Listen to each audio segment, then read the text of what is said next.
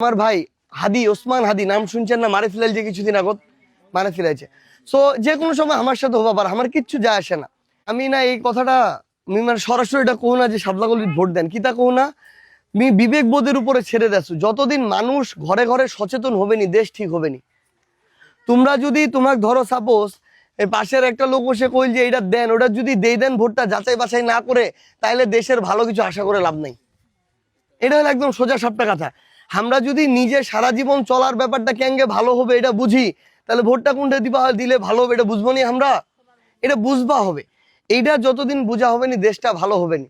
তো শিক্ষা কহ, স্বাস্থ্য কহ, এরপরে চিকিৎসার বিষয় কহ, কর্মসংস্থান কহ, দুর্নীতি প্রতিরোধ কহ, আমরা আমার জায়গা থেকে জান প্রাণ দিয়ে চেষ্টা করব।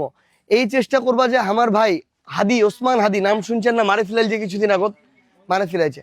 সো যে কোনো সময় আমার সাথে হবা পারে, আমার কিচ্ছু যায় আসে না। আল্লাহ আমাকে যে আন্দোলনের সময় বাঁচা রাখছে এটাই অনেক। কিন্তু আমার কথাটা হইল, যতদিন আমরা বাঁচে রইমো, আমরা ভালোটার জন্য খারাপের বিরুদ্ধে ফাইট করবো। এখন আমার মা চাচি বোনরা আমাক 6 লাখ সঙ্গ দিবে কিনা, সাপোর্ট দিবে কিনা, এটা তোমার বিবেক বোধের উপর আমরা ছেড়ে দিও।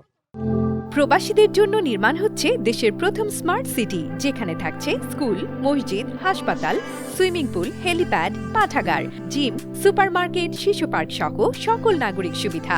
মাত্র 30 লাখ টাকা বিনিয়োগে মিলছে আকর্ষণীয় ফ্ল্যাট। প্লাটিনাম ইনভেস্টরদের জন্য ঢাকা বিমানবন্দরে ভিআইপি প্রোটোকল সুবিধা। বিস্তারিত জানতে যোগাযোগ করুন স্ক্রিনে দেয়া হোয়াটসঅ্যাপ অথবা ইমো নাম্বারে।